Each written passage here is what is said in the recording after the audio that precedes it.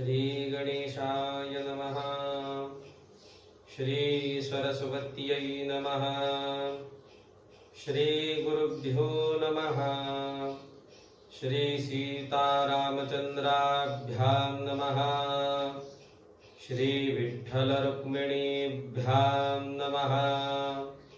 राधा सहित श्री कृष्णाय नमः। श्री पुरुषोत्तमाय नमः। ओम वक्रतुंड महाकाय सूर्यकोटि समप्रभ निर्विघ्नं कुरु मे देव सर्वकार्येषु सर्वदा। गुरुर्ब्रह्मा गुरुर्विष्णु गुरुर्देवो महेश्वरः गुरुः साक्षात् परब्रह्म तस्मै श्री गुरवे नमः। विनायकं गुरुं भानुं ब्रह्मा विष्णु महेश्वरान् सरस्वती प्रणम्यादौ सर्वकार्यार्थसिद्धये। शान्ताकारं भुजगशयनं पद्मनाभं सुरेशं विश्वाधारं गगनसदृशं मेघवर्णं शुभांगं लक्ष्मीकान्तं कमलनयनं योगिभिर्ध्यानगम्यं वन्दे विष्णुं भवभयहरं सर्वलोकैकनाथम्। कस्तूरीतिलकं ललाटपटले वक्षस्थले कौस्तुभम् नासाग्रे वरमौक्तिकं करतले वेणुकरे कङ्कणम्।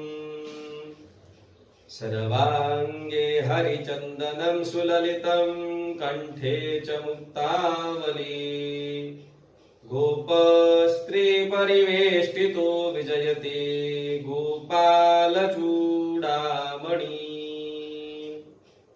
वंशी विभूषितकरा नवनीरदाभान्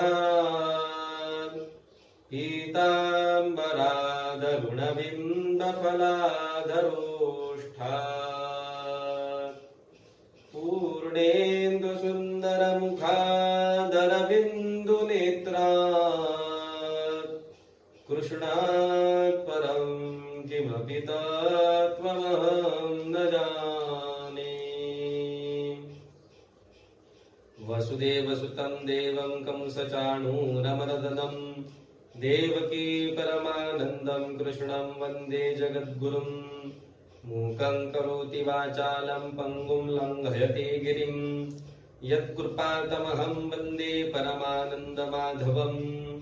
कृष्णाय वासुदेवाय हरये परमात्मने प्रणतः क्लेशनाशाय गोविन्दाय नमो नमः।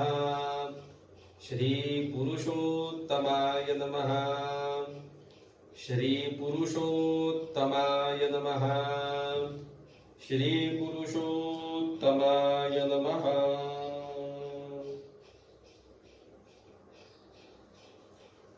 नमस्कार मंडळी, काल आपण 8व्या अध्यायाचं पठन केलं होतं आणि त्या अध्यायामध्ये आपल्याला शुकदेवाचा मृत्यू कसा होतो, सुदेवा ब्राह्मणाकडनं अधिक मासाचं तपाचरण न कळत का होईना कशा पद्धतीने होतं आणि मग त्याला भगवान महाविष्णू प्रसन्न होऊन काय वरदान देतात तो कथाभाग आपण बघितलेला आहे।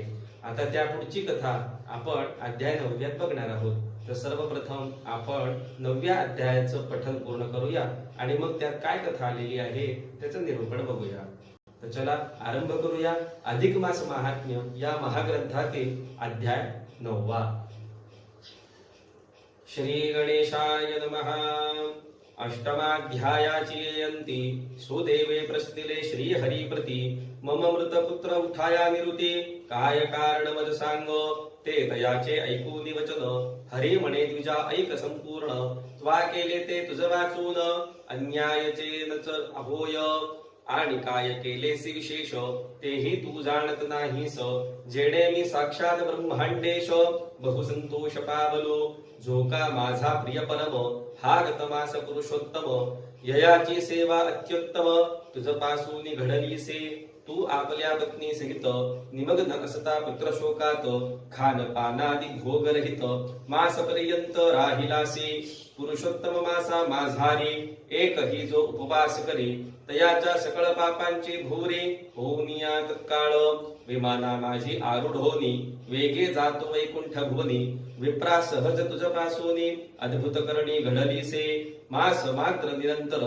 सहज राहिला सिंद्राहार अकाल मेघे प्रतिवासर त्रिकाळ स्नाने जाहली पुत्र शोके मेणतपणे अखंड घडली स्नानोपोषणे परी पुरुषोत्तमाची सेवा तेणे अत्युत्तम जाहली इतर सर्व साधनाहून तुझ हे घडले श्रेष्ठ साधन याचे कराया परिणाम त्रिजगी कोण समर्थ पुरुषोत्तमाच्या सेवनापरी श्रेष्ठ नाहीच जगा भीतरी वेदोक्त साधने तीही सारी तुच्छ निर्धारी या पुढे अरे प्रत्यक्ष ब्रह्मदेवाने पुरुषोत्तम आणि अनन्य साधने सर्व देवांसमक्ष तुळेने तुळोनी पाहता साचार अन्य साधने हळुबट पुरुषोत्तम झाला सघट म्हणून भूमिस्थ लोक निपट भक्ती भावे पूजिती आणि पुरुषोत्तम मास तो पाही यद्यपि असे सर्वही तथापि पूजिता भूतळा ठाई सफळ होतो तत्काळ ऐसा हा मास पुण्य पावन या तत्वा केले तपाचरण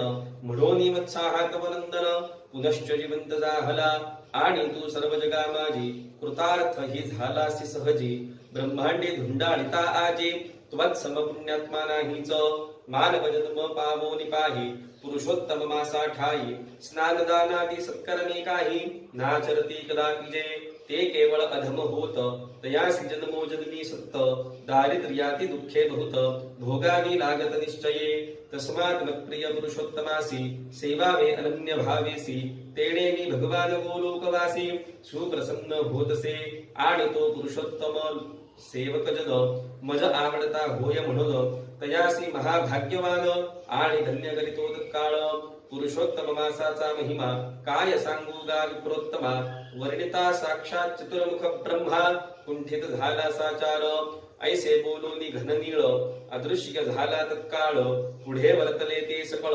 सांगतो ऐके राजेंद्रा तो सदार सुदेव ब्राह्मण पुरुषोत्तम सेवने करून मृत स्वपुत्र उठला पाहून अत्यानंदेड वरला आणि म्हणे मजपासून नेणता घडले पुरुषोत्तम सेवन तेची सफळ झाले पूर्ण उठला माझा मृतपुत्र अहो ऐसा मास कदाही देखिला किंवा ऐकला नाही ज्याचे प्रभावे लोकोत्तर हे कामना होती परिपूर्ण ऐसा विस्मयाविष्ट होत पुरुषोत्तम मास मानवित तये पुत्रे सपत्नी सहित परमानंदित जाहला मग सवे घेऊन तनयासी पत्नी सहपावला गृहासी शुकदेव हे सत्कृतीसे करोनी पितरा दोषवित पुढे सुदेव द्विजवर तये मासासी स्थगित सादर श्री विष्णू पूजन परिकर सर्वदा करू लागला कर्म मार्गाची स्पृहा त्यागली भक्ती मार्गाची इच्छा धरली सर्व दुःख तप्ता सावली एक असे पुरुषोत्तम ऐसा भाव धरुनी मनात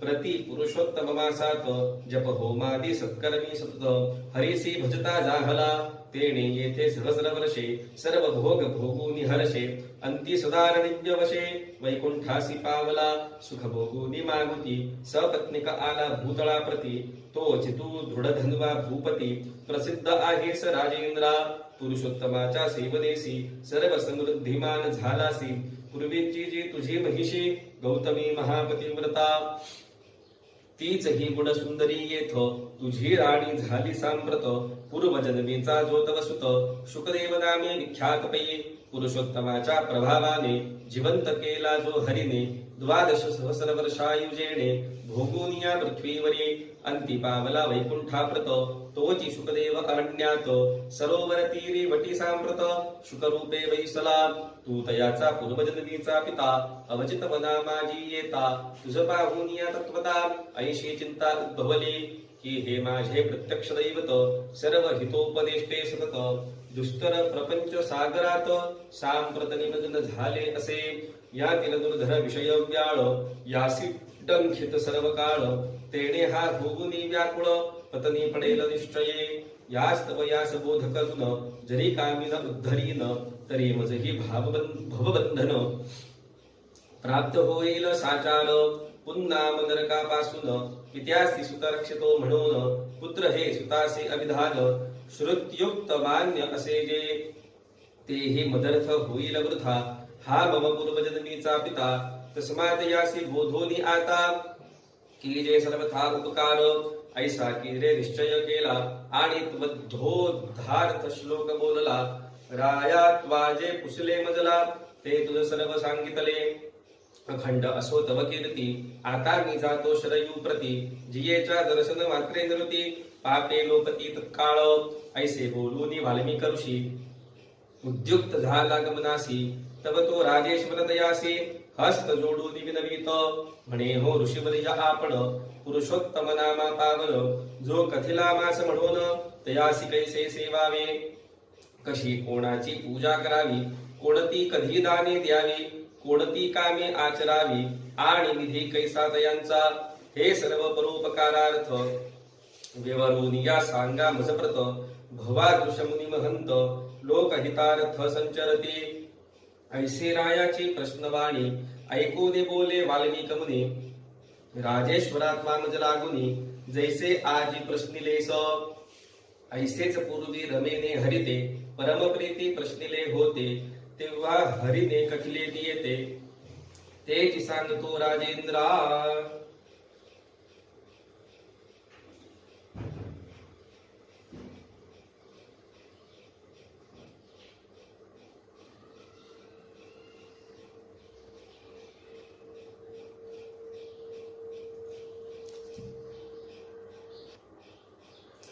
एके समयी वैकुंठ विहारी सुखे वैसला असता मंदिरी प्राणप्रिया क्षीराब्धी कुमारी हस्त जोडून विनवित म्हणे वो देवा वैकुंठनाथा प्रीती पात्र मी तुमची कांता म्हणून चरणी ठेवून माथा तुम्हा लागे प्रश्नित आहे तरी होऊन या प्रसन्न माझे करावे समाधान अधिक मास तो पुण्य पावन सुखदायक असे पै तया माझे स्नानदान पूजादी सत्कर्मे करिता क्षण अक्षय सुख लाभते म्हणून बहुवार ऐकिलेसे तरी ती कोणाची पूजा करावी कोणती कैशी दाने द्यावी कोणती व्रते आचरावी आणि विधी कैसा तयांचा हे सकळ हे विवरून मज सांगावे कृपा करून ऐसे रमेचे ऐकून वचन श्री हरी पूर्ण आनंदला आणि म्हणे हे प्रिय कमळे वा उत्तम मज प्रश्निले तरी याचे उत्तर सगळे सांगतो ऐके सावध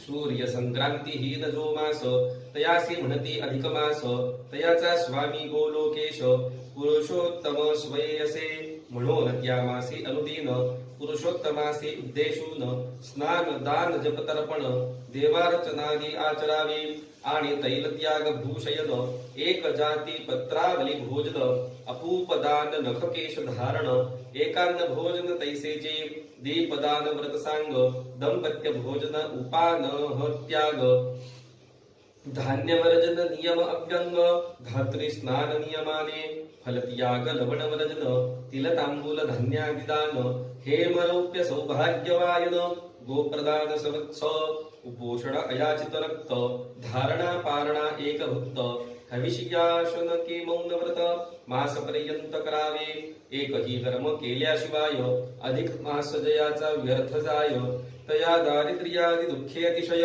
प्राप्त होत निश्चये जे कोणी पुरुषोत्तम मासी स्वल्प किंवा बहुदानेसी भावे पूजिती ब्राह्मणासी तया अखंड सुख होय रवी संक्रांती रहित मास पुरुषोत्तम नाम तयास तया मागे नियम विशेष भक्ती भावी आचरावे प्रथम प्रातःकाली उठोन शौच मुखमार्जन करून दंत धावन पूर्वक स्नान आचरावे यथाविधी मग शुद्ध वस्त्र नेसूनी शुचिरभूतपणे गृही येऊनी अन्य कथालाप सोडूनी हस्त पाद प्रक्षाळिजे त्यावरी आचमन करावे संध्या देवार्चनादिक भावे नित्य कर्म सर्व सारावे अंतरी ध्यावे पुरुषोत्तमा मग उपवास रक्त एक भुक्त इत्यादिकची व्रते बहुत त्यातून इष्टव्रतांचा यथार्थ नियम घ्यावा यथाविधी आणि पूजादी संपादना लागून वेदशास्त्रांमाजी निपुण शुद्ध ब्राह्मण पाचारून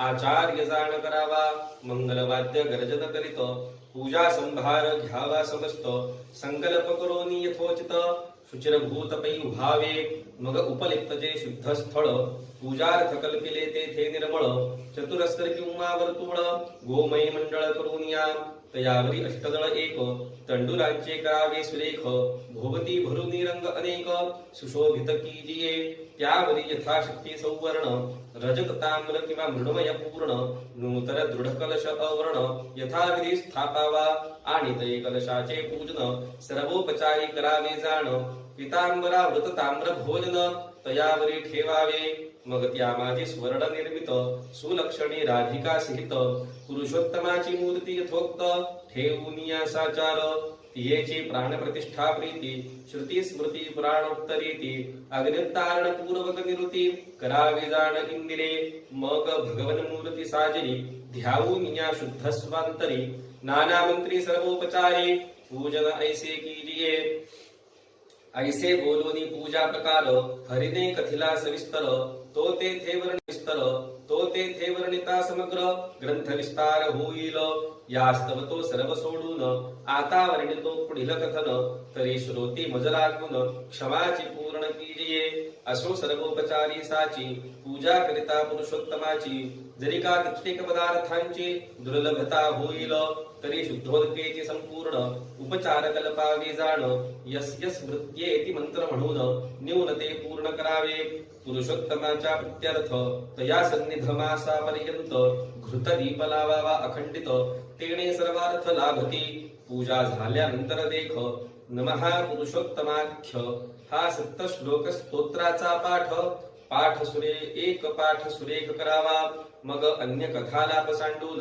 जितेंद्रियपणे शुद्ध राहून भावे करीत पुराण श्रवण दिवस संपूर्ण दवडावा ऐसे अधिक मासी अरुदीन पूजी पुरुषोत्तमा लागून तयाची सर्व पापे जळून मनोरथ पूर्ण होतात आणि इहलोकी पावोनी सुखासी अंती जाय मोक्ष पदासी ऐशे श्री हरी आनंदेसी रमेसी करिता जाहला श्री अधिकमास महात्म्यसार बृहन्नारदीय पदमाधार सज्जन श्रोते ऐकोत चतुर नवमाध्याय गूढः श्री कृष्णार्पणमस्तु।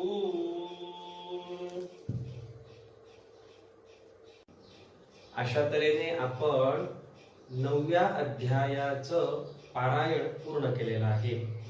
9व्या अध्यायात आपल्याला कोणती कथा बघायला मिळते ते आता आपण बघणार आहोत। वाल्मिकी ऋषी आणि दृढधन्वा राजाचा संवाद या अध्यायात आपल्याला बघायला मिळणार आहे। आणि मग हा संवाद कशा स्वरूपाचा असणार आहे तर दृढधन्वा राजाकडनं वाल्मिकी ऋषींना अधिक मास म्हणजे पुरुषोत्तम मासाबद्दल विचारणा केली जाणार आहे आणि त्यांनी विचारलेल्या सर्व प्रश्नांची उत्तरं हे वाल्मिकी ऋषी दृढधन्वा राजाला देणार आहे। अशा तऱ्हेचा हा संवाद आहे। तर आपण आता बघूया या 9व्या अध्यायामध्ये आपण काय पठण केलेलं आहे। वाल्मिकी ऋषी दृढधन्वा राजाला म्हणताय की हे राजा, विष्णूला जेव्हा सुदेवाने शंका विचारली तेव्हा विष्णू त्याला काय म्हणाला की हे सुदेवा, तुझ्याकडून दुःखाच्या भरात का असेना म्हणजे न कळत का असेना पण महिनाभर उपवास घडलेला आहे व सतत पावसाच्या पाण्यात भिजत राहिल्यामुळे तुला नित्य त्रिकाळ स्नान देखील शक्य झालेलं आहे आणि हे सगळं करत असताना तू कोणाचं चिंतन करत होता? माझं चिंतन करत होता। भले ते कसे का असेना, दुःखाच्या भरात का असेना, पण चिंतन माझंच करत होता। त्यामुळे काय झालेलं आहे की ही सर्व जी अशक्य प्राय साधना होती ती तुला सहज शक्य होऊन गेलेली आहे आणि ज्या काळामध्ये तू ही सगळी साधना केलेली आहे तो काळ कोणता होता, तो महिना कोणता होता तर तो अधिक महिना होता म्हणजे पुरुषोत्तम महिना होता। आणि हा पुरुषोत्तम महिमा सर्व इतर महिन्यांमध्ये अतिशय उत्तम आहे। या पुरुषोत्तमाचा महिमा या इतर महिन्यांपेक्षा अधिकच वेगळा आहे आणि उत्तम आहे। त्यामुळे ह्या मासोत्तम मास पुरुषोत्तम मासामध्ये तुझ्याकडनं हे सगळं नकळत जरी घडलेलं असलं तरी त्यामुळे तुला भरपूर पुण्य प्राप्त झालेलं आहे आणि तुझं कल्याण झालेलं आहे म्हणून तुझा पुत्र पुन्हा जिवंत झालेला आहे। अरे, ह्या महिन्यामध्ये एक दिवस जरी उपवास केला तरी देखील मनुष्य हा वैकुंठात जात असतो। म्हणजे आपण जर फक्त एक दिवस, आपण 30 दिवस नाही म्हणता, फक्त एक दिवस जरी श्रद्धेने मनापासून जर उपवास केला तरी पूर्ण महिन्याभराचं फळ आपल्याला त्या एका दिवसात मिळत असतं. फक्त ते कसं असावं, तर अतिशय श्रद्धेने असावं, मनापासून असावं आणि देवाच्या चरणी आपण ते समर्पण करावं. त्या मासातील व्रताचे पुण्य इतर सर्व पुण्यांपेक्षा जास्त आहे. म्हणजे अधिक महिन्यामध्ये तुम्ही जे काही व्रत सांगितलेली आहे, जे मी तुम्हाला रोज सांगतोय की असं एक व्रत करावं, रोज एक एक व्रताची माहिती मी तुम्हाला देतोय, रोज एक एक दानाची माहिती मी तुम्हाला देतोय, त्या पद्धतीने जर तुम्ही हे महिनाभर असं आचरण जर केलं तर त्याचं पुण्य हे इतर सगळे पुण्यकर्म जे आपण करतो त्याच्यातून आपल्याला पुण्य मिळतं त्याच्यापेक्षा हे नक्कीच अधिक आहे आणि अतिशय उत्तमोत्तम अशा स्वरूपाचं ते आहे. आणि मग विष्णूने या अधिक मासाचा महिमा सविस्तर सांगून ते मात्र आपल्या विष्णू लोके परत गेलेले आहे. मग सुदैव ब्राह्मण, शुकदेव आणि त्यांची पत्नी यासह त्या विहिरीपासून, त्या विहिरीजवळच बसलेले होते महिनाभर, तिथून आता उठून आपल्या घरी आलेले आहे. त्यानंतर जेव्हा जेव्हा 3 वर्षांनी हा अधिक महिना किंवा पुरुषोत्तम महिना येऊ लागलेला आहे तेव्हा तेव्हा त्यांनी त्या व्रताचं आचरण केलेलं आहे. मग ते कसं असेल, उपवास असेल, स्नान असेल, दान असेल, जप असेल, तप असेल, होम असेल, हवन असेल, ज्या ज्याही गोष्टींचं व्रताचरण त्यांना करता येईल अशा सर्व व्रतांचं त्यांनी आचरण त्यांनी केलेलं आहे. आणि त्या पुण्याने तो सुदैव ब्राह्मण आपली पत्नी गौतमी सह वैकुंठात जाता झालेला आहे. शुकदेव पण हजारो वर्षे स्वर्गामध्ये राहून पुन्हा पोपटाच्या रूपात जन्माला आलेला आहे. आणि तो सुदैव ब्राह्मण देखील ब्रह्मलोकात जाऊन वास करत होता. नंतर जेव्हा पृथ्वीवरती त्याचा जन्म झाला तेव्हा तो तुझ्या स्वरूपात म्हणजे दृढधन्वा राजाच्या स्वरूपात, हे असं वाल्मिकी ऋषी दृढधन्वाला सांगताय की तुझ्या स्वरूपात तो पुन्हा जन्माला आलेला आहे. आणि तीच गौतमी पुन्हा तुझीच पत्नी म्हणून जन्माला आलेली आहे, जी आता तुझ्या सोबत राहते आहे. मग अरण्यात त्या दिवशी काय झालं होतं का, तू तिथे गेला, हरणाला तू बाण मारलेला आहे, पण हरण काय झालं, मेला नाही, मात्र जखमी झाला आणि तो पटकन पळून गेलेला आहे. त्याच्या पाठीमागे जे रक्ताचे थेंब पडत गेले त्यांचा पाठलाग करत तू त्याच्या पाठीमागे गेला होता, बरोबर. तिथे पाठलाग करत करत गेला, पण हरिणचं पळ होतं म्हणून तो पटकन पळून गेला आणि तू त्याच्या पाठीमागे मात्र धावत धावत दमला होता. म्हणून ज्या वडाच्या झाडाजवळ बसला, जिथे तू विश्राम करत होता, तेथेच तो बरोबर पोपट आला आणि तोच पोपट म्हणजे हा गतजन्मी तुझा मुलगा शुकदेव होता. आणि मग त्या पोपटाने त्या शुकदेवाच्या मनामध्ये काय विचार आला की आपल्या पित्याला आता आपण या सर्व भोगापासून परावृत्त केलं पाहिजे, त्याला या व्रताचरणाचं महत्व सांगितलं पाहिजे. आणि म्हणून सद उपदेश करण्याच्या हेतूने त्या पोपटाने मनुष्य स्वरूपामध्ये तुला सांगितलेलं आहे. काय सांगितलंय की संसारात न रमणे, संसार करायचा आहे, गृहस्थाश्रम करायचा आहे, पण जास्त प्रमाणात त्यात न रमणे. कारण की हे जे ऐहिक वैभव आहे हे क्षणभंगूर आहे. हा पैसा, हे आपली संपत्ती, हे सगळं कायम टिकणार आहे का? नाही टिकणार आहे. हे क्षणभंगूर आहे आणि म्हणून त्याचा आता तू त्याग केला पाहिजे आणि हरिभक्ती करायला पाहिजे. अशा तऱ्हेचं वाल्मिकी ऋषींनी दृढधन्व्याला हे सगळं वर्तमान सांगितलेलं आहे. आणि मग पुढे ते म्हणाले की हे राजन, तुझ्या सर्व प्रश्नांचे उत्तर तुला मी दिलेले आहे. मग तुझे समाधान झाले ना, का आणखी काही तुला मला विचारायचं आहे?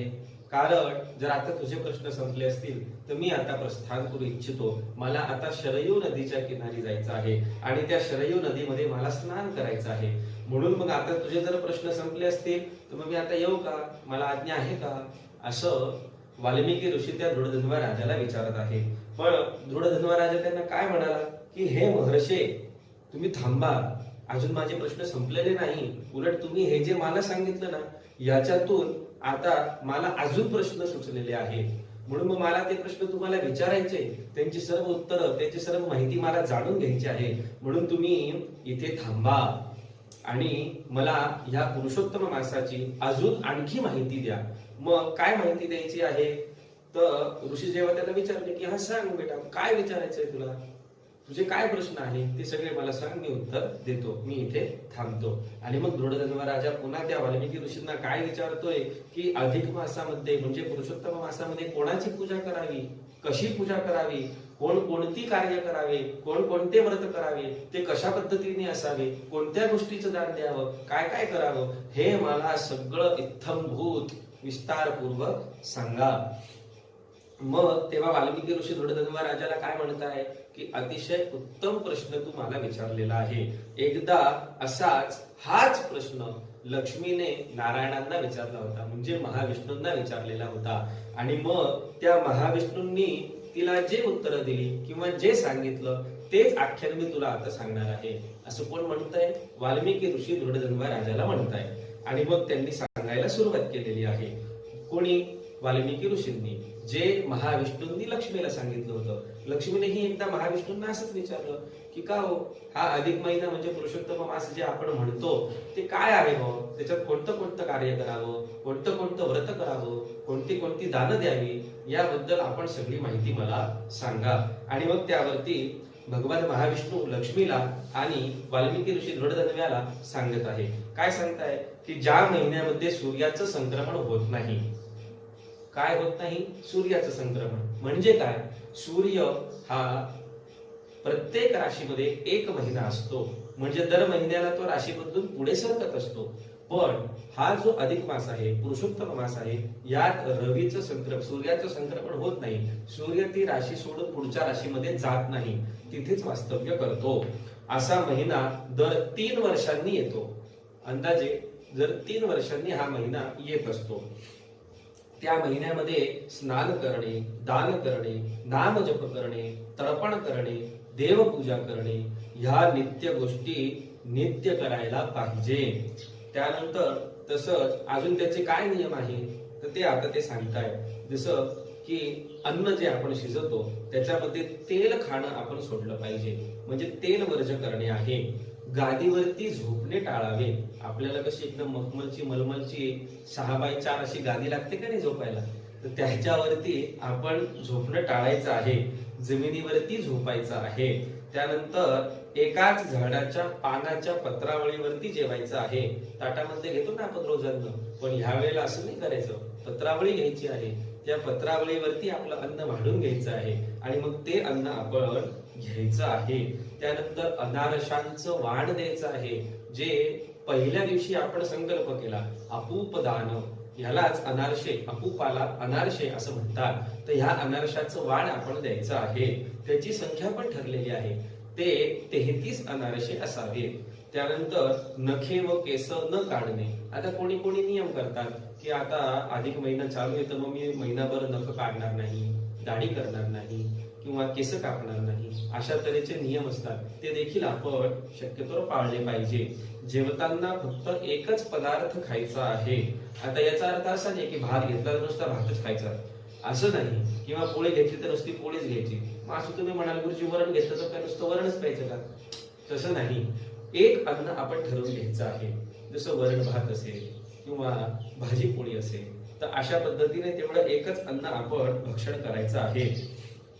देवाजवळ संपूर्ण महिनाभर तेलाचा किंवा तुपाचा अखंड दिवा हा चालू ठेवायचा आहे. नंतर जेव्हा मासपूर्ती होते त्यावेळेला एक मिळून जेवायला बोलवायचं आहे. त्यांचं आदर सत्कार करायचा आहे, सन्मान करायचा आहे. त्यांना यथेच्छ भोजन दान देऊन दक्षिणा प्रदान करायची आहे. त्यानंतर अजून काय नियम आहे तर अनवाणी चालणे, म्हणजे महिनाभर चप्पलेचा त्याग करणे. विना चप्पल आपण चालायचं आहे. त्यानंतर काय करायचंय, एक धान्य रोज त्याग करायचा आहे. म्हणजे समजा आपण डाळ वगैरे खात असतो, नाना प्रकारच्या डाळी असतात, रोज वेगळी वेगळी डाळ आपण खात असतो, तर ती शुक्ल पक्षामध्ये काय करायचं, एकेकाचा त्याग करत करत जायचं. म्हणजे आज मी ही खाल्ली ना, आता ही मी कधी खाणार नाही, म्हणजे 7 दिवस 15 दिवस आपण खाणार नाही. तर मग असं करत करत एक एक धान्याचा त्याग करत जायचा आणि कृष्ण पक्षामध्ये पुन्हा एक एक धान्याची वाढ करत जायची. अशा तऱ्हेचं पण एक व्रत याच्यात सांगितलेलं आहे. त्यानंतर काय करायचं की आवळ्याचं उटणं लावून, आवळ्याचं उटणं तयार करून ते अंगाला लावून स्नान करायचं आहे. स्नान करताना आपल्याला वेगळे वेगळे साबण लागतात ना, अगदी लक्स, लाईफबॉय, डव हे सगळं वापर न करता तर आवळ्याचं उटणं घेऊन ते अंगाला चोळून त्याच्याने आपल्याला स्नान करायचं आहे. फळं वर्ज करायची आहे. आता फळं वर्ज करायची म्हणजे काय, तर एक तर तुम्ही फळं खायची आहेत, किंवा मग जर फळं सोडली तर मग अन्न घ्यायचं आहे. अशा तऱ्हेचा तो एक नियम आहे. अळणी जेवण करण्याचा पण एक नियम असतो. म्हणजे काय, तर आपण मीठ सोडायचं. आपल्याला वरतून तर मीठ लागतं, नाही अजून मीठ द्या, मिठाचा त्याग करायचा, अळणी भोजन आपण घ्यायचं आहे, धारणा पारणा प्रकारचं व्रत करायचं आहे. आता धारणा पारणा म्हणजे काय, तर आपण एक दिवस जसं एकादशी सारखा उपवास असतो, एक दिवस काही खायचं नाही, दुसऱ्या दिवशी फक्त दुपारी जेवायचं, पुन्हा एक दिवस पूर्ण व्रत करायचं, पुन्हा दुसऱ्या दिवशी जेवायचं, असं एक दिवस सोडून सोडून जे त्याला धारणा पारणा व्रत असं म्हणतात. दिवसातून एकदाच जेवावं. मग ते कसं, एक तर दुपारचं जेवण महिनाभर ठेवावं, नाही तर मग दुपारी उपवास करून संध्याकाळचं जेवण ठेवावं. पण हे कसं दिवसातून एकदाच असं महिनाभर करावं. त्यानंतर फक्त हविष्यान्न भक्षण करावं. आता हविष्यान्न म्हणजे काय असतं, तर जसं भात आहे, लाह्या आहे, दूध आहे, दही आहे, ताक आहे, तूप आहे, यांना म्हटलं हविष्यान्न म्हटलं जातं. हे आपण भक्षण करायचं आहे. दिवसातून काही वेळ तरी आपण मौन धारण करायचं आहे. मौनम सर्वार्थ साधनम, एक असं वचन आपल्याला शास्त्रामध्ये दिसून येत असतं. मग दिवसातून काही वेळा आपण मौन धारण करायचंय. मात्र तुम्ही म्हणाल गुरुजी आम्ही करतो ना. कधी, रात्री झोपताना. रात्री झोपल्यानंतर सकाळी उठेस तोपर्यंत तर आम्ही बोलतच नाही. मग त्याला मौन म्हणता येईल का? नाही म्हणता येणार. तिथे तर आपण झोपलेलो आहे ना. दिवसभर आपण कायम कोणाशी ना कोणाशी काही ना काहीतरी आपला वार्तालाप चालू असतो. पण त्याच्यातनं वेळ काढून कमीत कमी काही वेळ तरी आपण मौन धारण करायचं आहे. तसं तर आपण महिनाभर देखील मौन धारण करू शकतात. आणि मौन व्रत हे अतिशय उत्तम व्रत आहे. तर याच्यामध्ये आपण असं करू शकतो की शक्यतो भोजनाला बसताना, म्हणजे भोजन जेवढ्या वेळ आपण भोजन करणार आहोत तेवढ्या वेळ मौन धारण करायचं. असं जे आपण करतो ना त्या पद्धतीचं मौन धारण करायचं आहे. त्याच्यानंतर तिळाचं दान द्यायचं आहे. विड्याच्या पानांचे म्हणजे विडा तयार करून त्याचं दान आपण द्यायचं आहे. नाना तऱ्हेची धान्य ही आपण दान करायची आहे. मग या दानामध्ये अजून काय देता येईल आपल्याला? सोनं देता येईल. जसं आपल्याकडे जे कोणी गुरुजी येतात किंवा जे सत्पात्री व्यक्ती येतात त्यांना आपण सोन्याचा एखादा अलंकार करून दान केला पाहिजे. रुपे दान केले पाहिजे. त्याच्यानंतर दान केला पाहिजे. रुपे दान केले पाहिजे. त्याच्यानंतर सौभाग्यवान दान हे सुवासिनींना आपण दिलं पाहिजे. त्याच्यानंतर सवत्स गायीचं पूजन करून ती गाय यथायोग्य व्यक्तीला आपण दान दिली पाहिजे. त्याच्यानंतर काहीही कुणाकडे न मागता कोणी काय देईल तेवढंच खायचंय. म्हणजे आपण इच्छा करायची नाही, हे हो आज हे कर बरं का, हे हो आज वडा पाहिजे बरं का, असं काही नाही. जे आपल्याला मिळेल, जे आपण काहीही न मागता आपल्याला जेवढं मिळेल तेवढंच घेऊन आणि तेवढंच आपण खायचं आहे. अशा तऱ्हेचं देखील एक व्रत आपल्याला या महिन्यामध्ये आचरण करता येण्यासारखं आहे. त्याच्यानंतर नक्त म्हणजे काय, तर फक्त संध्याकाळी जेवायचं आहे सूर्यास्ताच्या अलीकडे. त्याच्यानंतर काय आहे की रोज उपवासाचेच पदार्थ खाणे. अशा नाना तऱ्हेची व्रत, नाना प्रकारची व्रत ही अधिक मासामध्ये आपण करू शकत असतो, असं भगवान महाविष्णू लक्ष्मीला सांगत आहे. अधिक मासामध्ये दैनंदिन सकाळ दुपार संध्याकाळ असं त्रिवार करण्याचं आज्ञे हे आपण पार पाडायचं आहे. षोडशोपचारांनी राधाकृष्णाची पूजा विधिवत करायची आहे. मंगल वाद्य वाजवायची आहे. आणि मग जेव्हा उद्यापनाची वेळ येते किंवा स्थापनेची वेळ असते त्यावेळेला आपण गुरुजी बोलवावे. नंतर पूजेसाठी असलेली जागा ही स्वच्छ करावी. त्या जागेभोवती चौकोनी किंवा वर्तुळ, चौकोन किंवा मग वर्तुळ हा आपण कशाने काढायचा आहे, तर शुद्ध द्रव्याने काढायचा आहे. शिवाय पूजा स्थानावरती अष्टदल कमल हे तांदळांनी काढायचं आहे. म्हणजे अष्टदल मंडळ हे तांदळाचं मंडळ तिथे मांडायचं आहे. त्यात अनेक प्रकारचे रंग आपण भरायचे आहे. त्यावर धातूचा म्हणा किंवा मातीचा म्हणा असा कलश आपल्याला ठेवायचा आहे. तो कलश हा अतिशय स्वच्छ असावा. त्याला पोचा असलेला नसावा किंवा तो तुटका नसावा. त्या कलशाची आपण पूजा करायची आहे. त्या कलशावरती तांब्याचं ताम्हण आपण ठेवायचं आहे आणि त्या ताम्हणामध्ये राधा कृष्णाची प्रतिमा ठेवायची आहे किंवा मूर्ती ठेवायची आहे. तर ही मूर्ती शक्यतो सोन्याची असावी. पण प्रत्येकाला शक्य होतं का? नाही. जी असेल ती आपण स्थापन करावी, परंतु शक्यतोवर सोन्याची असावी. कारण सोनं हे अतिशय पवित्र धातू मानला गेलेला आहे आणि म्हणून त्याची मूर्ती तिथे आपण स्थापन करावी. तर ती नुसती स्थापन करून चालेल का? तर नाही. त्याला पहिले प्राणप्रतिष्ठा करावी लागणार आहे. त्याच्याही पहिले त्याचं अगदी तारण करावं लागणार आहे. आणि हे सर्व झाल्यानंतर त्या मूर्तीचं षोडशोपचाराने आपण पूजन करायचं आहे. हे सर्व पूजन झाल्यानंतर काही ठिकाणी समजा आपण पूजा करत असताना एखादी गोष्ट राहूनच जाते, हे होतच असतं. एखादी वस्तू जर राहून गेली तर त्या जागी आपण शुद्ध जल अर्पण करायचं आहे.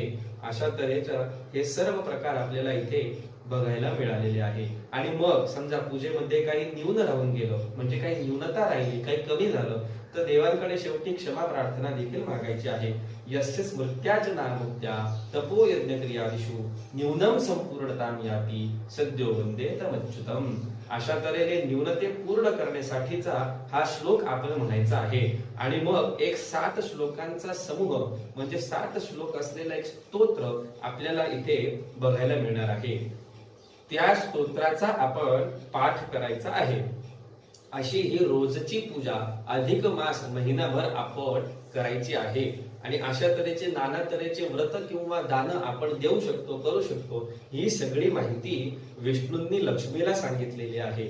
आणि तीच सर्व व्रताची माहिती किंवा दानाची माहिती किंवा पूजेची माहिती ही मी तुला सांगितलेली आहे, असं वाल्मिकी ऋषी दृढधन्वा राजाला सांगत आहेत. आणि मग इथे अशा तऱ्हेने या अध्यायाचं आपण समाप्ती केलेली आहे.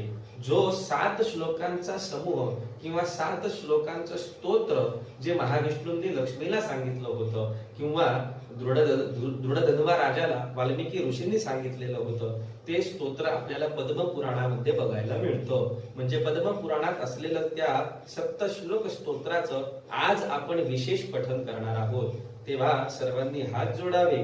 ओम नमः पुरुषोत्तमाख्याय नमस्ते विश्वभावन नमस्तेस्तु ऋषिकेश महापुरुष पूर्वज येनेदमखिलं जातं यत्र सर्वं प्रतिष्ठितं लयमेष्यति यत्रैतत्तं प्रपन्नोऽस्मि केशवं परेशः परमानन्दः परात्परतरः प्रभुः चिद्रूपश्चित् परिज्ञेयो समे कृष्णः प्रसीदतु कृष्णं कमलपत्राक्षं रामं रघुकुलोद्भवम् नृसिंहं वामनं विष्णुं स्मरन् याति पराङ्गतिं वसुदेवं वराहं च कंसकेशिनिषूदनं पुराणपुरुषं यज्ञपुरुषं प्रणतोऽस्म्यहम् अनादिनिधनं देवं शङ्खचक्रगदाधरं त्रिविक्रमं हलधरं प्रणतोऽस्मि सनातनं य इदं कीर्तयेन्नित्यं स्तोत्राणामुत्तमोत्तमं सर्वपापविनिर्मुक्तो विष्णुलोके महीयते. श्रीकृष्णार्पणमस्तु. अशा तऱ्हेने ह्या स्तोत्राचा आपण पाठ केलेला आहे. अतिशय दिव्य स्तोत्र हे आहे. आपण दररोज याचा अवश्य पाठ करू शकतात. नंतर अशा तऱ्हेने आपण आजच्या व्रताचं विशेष बघितलेलं आहे, दानाचं विशेष बघितलेलं आहे. आज आपण आपल्या या कथेतलं जे निरूपण आहे ते सर्व आपण श्रवण केलेलं आहे. आता आपण काय बघणार आहोत तर व्रताचं विशेष आणि दानाचं विशेष बघणार आहोत. महिनाभर आळणी जेवण घ्यायचं हे मी तुम्हाला आता या निरूपणामध्ये सांगितलेलंच आहे. अळणी भोजन करणे म्हणजे मिठाचं प्रमाण हे आपण कमी करायचं आहे. कमी म्हणजे शक्यतो स्वयंपाकामध्ये ते आपण टाळायचंच आहे. ह्यानंतर मीठ खायचं नाहीये. आणि मग मासांती म्हणजे असं संपूर्ण महिनाभर आपण केलं अळणी भोजन घेणे रोज. समजा तुम्ही दोन्ही वेळेला जर भोजन घेणार असाल तरी ते अळणी घ्यावं, म्हणजे त्याच्यामध्ये मीठ नसावं. आणि असं भोजन महिनाभर घेतल्यानंतर जेव्हा त्याचं आपण उद्यापन करणार असो म्हणजे पारणं फेडणार असो त्यावेळेला काय करायचंय की एका ब्राह्मणाला दूध द्यायचं आहे किंवा उसाचा रस द्यायचा आहे. काल मी तुम्हाला म्हटलं की मी उसाच्या रसाबद्दल उद्या विशेष सांगणार आहे. तर इथे या उसाच्या रसाचं महात्म्य सांगितलेलं आहे. जर समजा एका महिनाभर आपण अळणी भोजन करणे असा नियम पाळला तर हा नियम पूर्ण झाल्यानंतर म्हणजे महिना पूर्ण झाल्यानंतर जेव्हा आपण त्याची पारणा करतो त्यावेळेला एका योग्य ब्राह्मणाला घरी बोलवायचं आहे. जे तुमचे गुरुजी असतील त्यांना तुम्ही अवश्य आपल्या घरी बोलवायचं आहे. घरी बोलवल्यानंतर त्यांचं पाद्य पूजन करायचं आहे, मधुपर्क पूजन करायचं आहे. आणि मग त्यांना दूध आपण देऊ शकतो किंवा उसाचा रस हा आपण त्यांना देऊ शकत असतो. किंवा हे जर आपल्याला शक्य नसेल तर कमीत कमी फळांचा राजा जो आहे म्हणजे आंबा जो आहे त्याचं दान देखील आपण द्यायचं आहे.